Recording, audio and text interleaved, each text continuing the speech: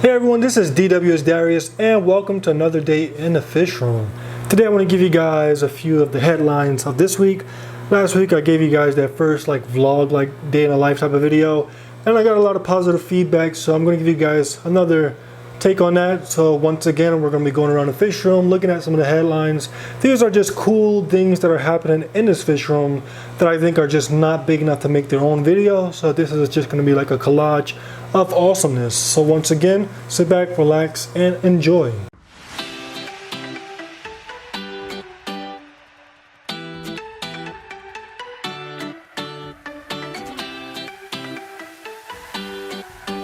Okay everyone, the first thing I'm going to show you guys is a new fish I picked up. Now this is a predator fish, but the thing is, this fish arrived so small that the only tank that it was able to live in was my betta aquarium. In this tank, I think it was safe from the betta wouldn't bother him, and at the same time he wouldn't bother the betta. And you can see him right there in view. I went and I bought me another hujetigar.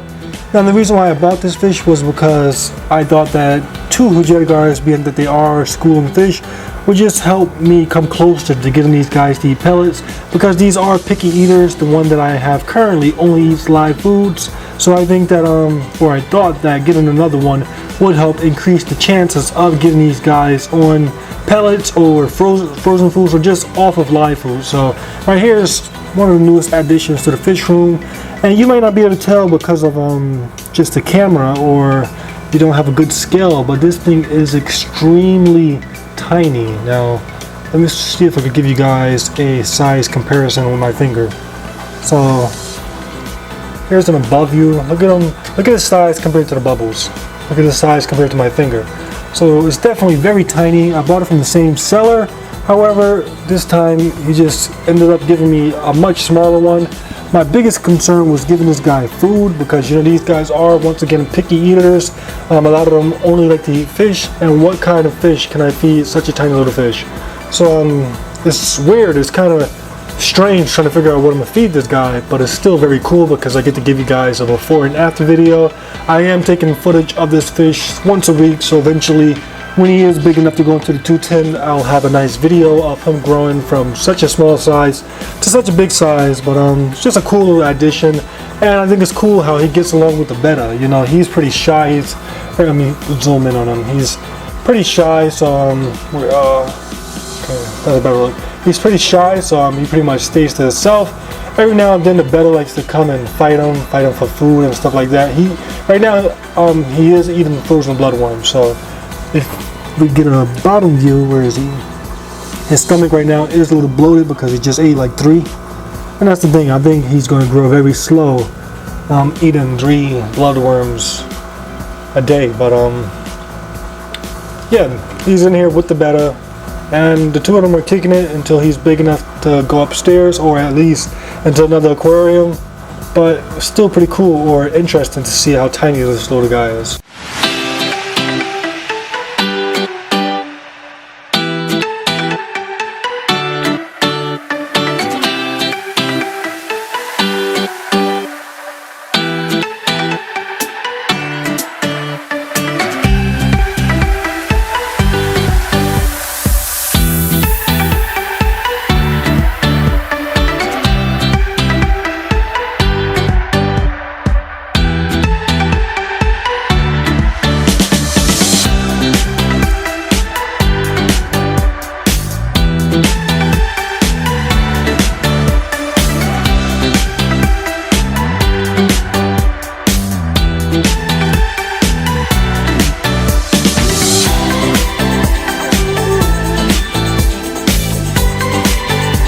Okay everyone, the next thing I want to show you guys is my Dwarf Peep puffer. So right here is my 55-gallon planted aquarium, and center screen is my tiny little Dwarf Peep puffer. Now I originally had 2 of them, and now I'm down to 1.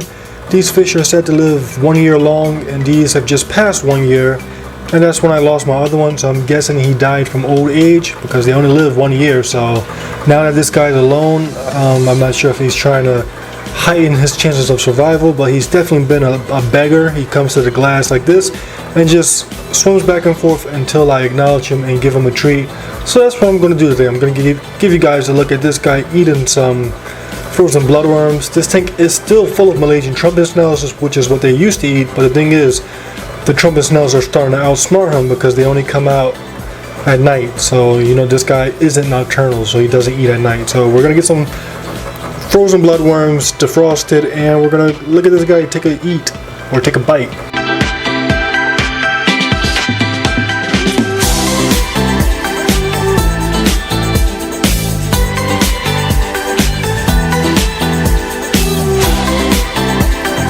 Oh, it just got stolen.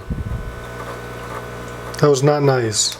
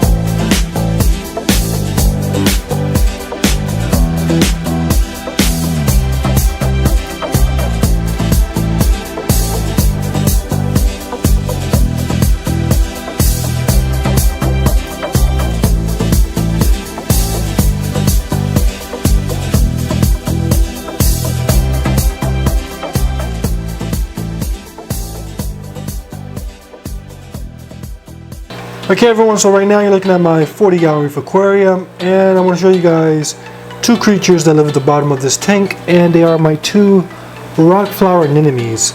Now when it comes to anemones, I think that these might be the easiest type to care for.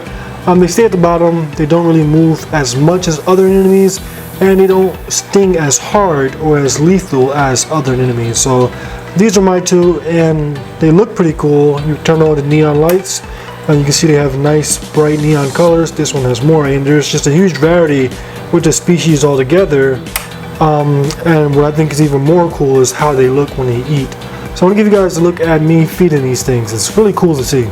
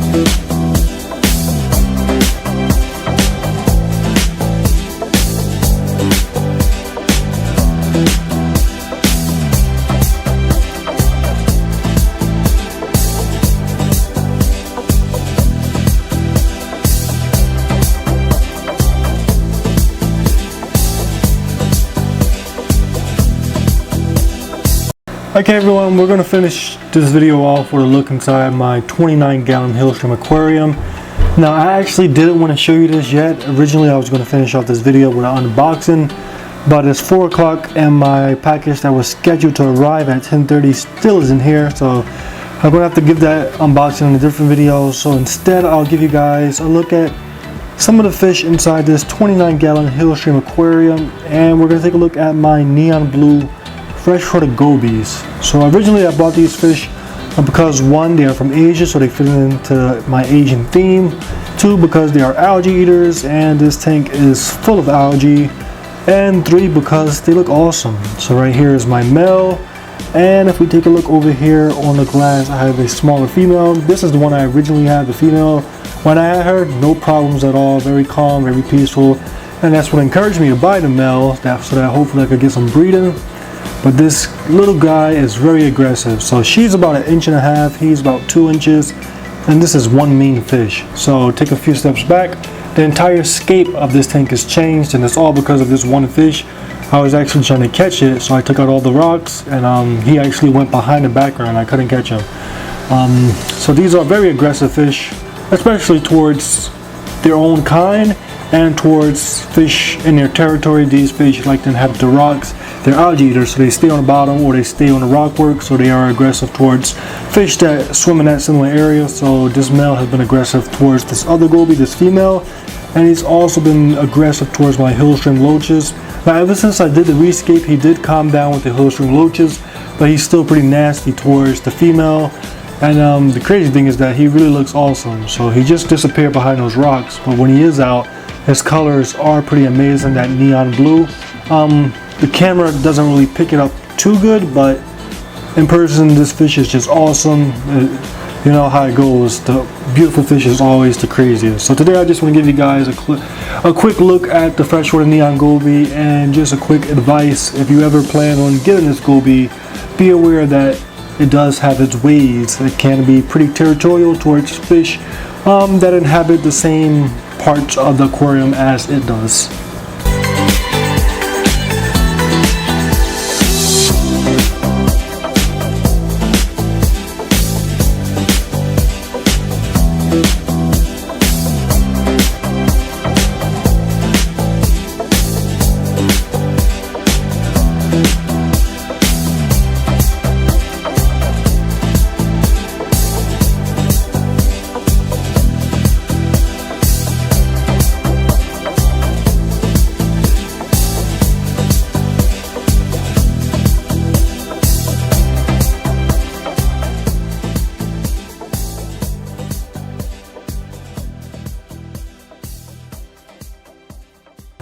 Okay everyone, so that's been a look at some of the top headlines of the fish room for this week. So as always, if you like this video, make sure you hit that thumbs up button. If you have any comments or questions about any of the fish that you saw, let me know in the comment section as well. And also, if you want more, make sure you hit the subscribe button. This week I have a fish room update coming, so you get to get a better look at all these aquariums and just all my aquatic life. So you don't want to miss that, and I'll just catch you guys on the next one. So thank everyone who's been subscribing to my channel, and I'll see you next time.